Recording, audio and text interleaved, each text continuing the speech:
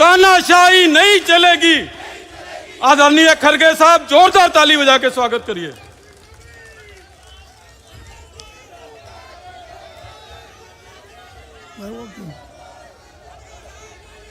मंच पर थोड़ा पहले शांति से सुनो, फिर उसके बाद जोर से तालियां बजाओ। मंच पर बैठे हुए नेता राहुल गांधी जी, पवार जी, येचुरी जी, डी राजा जी, शिवाजी, डीएमके के नेता, आरजेडी के नेता और जेडीयू के नेता और बहुत से हमारे इंडिया अलायंस पार्टी के जो भी नेता यहाँ बैठे हैं, क्षमा चाहता हूँ मैं सबका नाम नहीं ले सकता समय के अभाव से। मैं इतना ही कहूँगा कि आज इंडिया अलायंस के सभी नेता यहाँ पर आए, अपनी बात रखे, इसीलिए मैं उनका सबका धन्यवाद करता हूँ। ये इंडिया अलायंस क्यों बना? इंडिया अलायंस इसलिए बना जो मोदी जी, शाह, इन्होंने डेमोक्रेसी को खत्म करने का एक बीड़ा उठाया है। देश के संविधान को खत्म करने का इन्होंने बेड़ा उठाया है। दलितों को, मजदूरों को, किसानों को, महिलाओं को कुचलने का काम इन्होंने किया है और अभी भी कर रहे हैं। इस देश के डेमोक्रेसी को खत्म करने के लिए ही 146 एमपीज को इन्होंने बाहर निकाला। कोई कुछ नहीं बोला। हमारे राम गोपाल यादव जी यहाँ नहीं है, उन्होंने बहुत दूर बैठे थे। ऐसे कई जो 147 एमपीज में दूर दूर बैठे थे, मुंह भी नहीं खोले थे, बोलने का बात उनको समय भी नहीं मिला, लेकिन उसको सस्पेंड किया गया। सस्पेंड करने के बाद हमने बाहर सभी मिलके गांधी स्टैचू के पास सत्याग्रह किया, धरना किया। तब जो हमारे सदन में सरकार के तरफ से ये आता है, मुझे बहुत धक्का लगा कि एक संविधान के उच्च पद पे बैठते हैं ऐसे लोग कहते हैं कि मैं एक फलाना जाति का आदमी हूं, इसीलिए मुझे इंसल्ट कर रहे हैं। अरे अगर आप देश के संरक्षक करने का अधिकार लिए हैं, संविधान के तहत आप चलने का वायदा किए हैं, तो आप जात पात की बात अंदर करते हो और जात पात पे चलने की बात करते हो।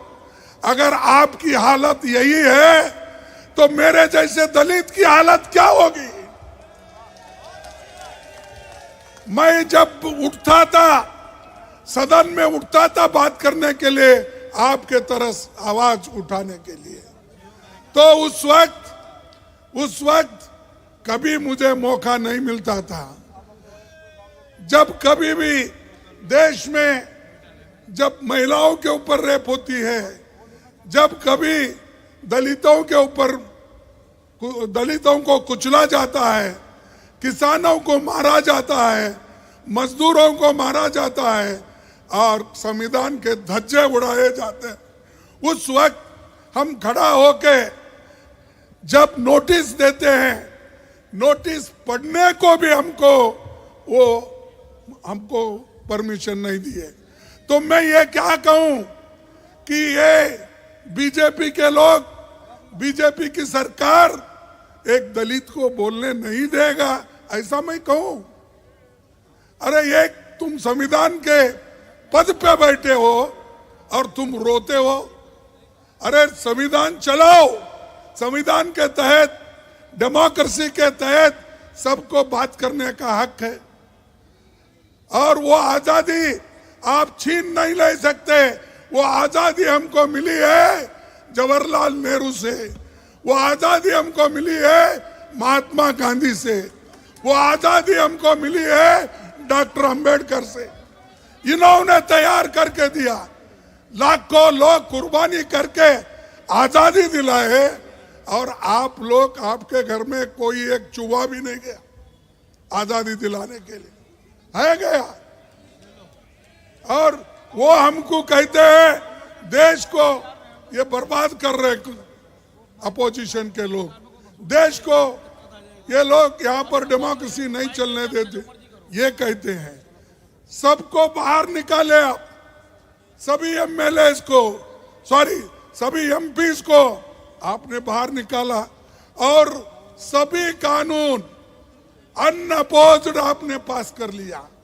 3 क्रिमिनल कानून ऐसे हैं, आगे आने वाले दिन में वो सारे सिटीजन्स को सताएंगे। अच्छे कानून को हम स्वागत करते हैं, किसानों के लिए भी ऐसा ही किया, मजदूरों के लिए भी ऐसे ही कानून लाए।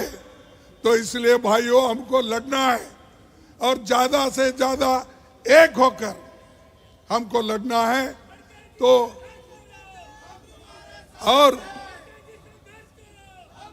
और आज मोदी जी हर एक को दबा रहे, हमारे कार्यकर्ताओं को जहां कहीं इलेक्शन आता है उनको ईडी का डर, सीबीआई का डर, इनकम टैक्स का डर। अरे कितने डराते हो? अरे ये अपोजिशन पार्टी कांग्रेस ये डरने वाली नहीं है, झुकने वाली नहीं है। अगर आप कितनी भी कोशिश करो, आप मोदी साहब आप कितनी भी कोशिश करो हमको मिट्टी में दबाने की, हम बीज हैं, बार बार उठने की आदत है हमको। हम तो तुम दबाने की कोशिश करते हो तो हम उठते हैं, और देश को बचाने के लिए, संविधान को बचाने के लिए, लोकतंत्र को बचाने के लिए हम सब एक होकर लड़ रहे हैं। मुझे खुशी है कि सारे अपोजिशन के नेता एक हो गए हैं। अब जब सब लोग एक होते हैं तब अकेला मोदी कुछ नहीं कर सकता। और मोदी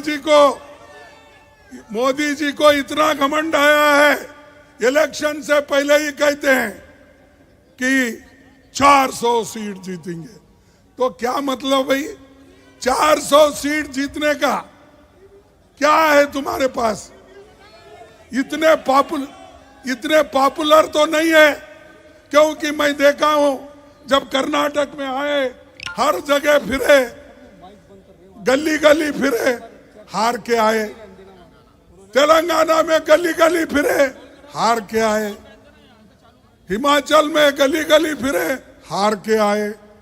ऐसी क्या बात है? तो आप पहले ही कह रहे मैं 400 सीट लाऊंगा। अरे आपको जो जनता आपको सत्ता में बिठाई है वो जानती है कि आपको सत्ता से कैसा बाहर निकालना, नीचे गिराना। तो इसलिए मैं इतना ही कहूंगा, आप सभी लोग यहाँ आए हैं, सभी नेताओं का भाषण सुने हैं, तो इंडिया अलायंस एक होके लड़ रही है, इसको आप साथ दीजिए, एक हो जाइए। और मैं सभी मीडिया से भी अपील करता हूं, जो सच है वो तो बताइए, जो सच है वो तो कहिए, जो सच है वो तो लिखिए। इतना ही मैं आपको कहूंगा। और आप सभी को, युवाओं को, और जो ये अनएम्प्लॉयमेंट का प्रॉब्लम है, जैसा राहुल जी ने कहा, और इन्फ्लेशन का कीमतें बढ़ रही है, इसके बारे में हमको ज्यादा सोचना है। उस नजर से आप देखकर एक हो जाएंगे और आगे हमको पूरा सपोर्ट करेंगे। इतना कह के मेरे भाषण को समाप्त करता हूं। जय हिंद, जय हिंद, जय हिंद, जय हिंद। धन्यवाद। बहुत ही दिल की गहराइयों से खड़गे साहब का धन्यवाद। हमारे बीच में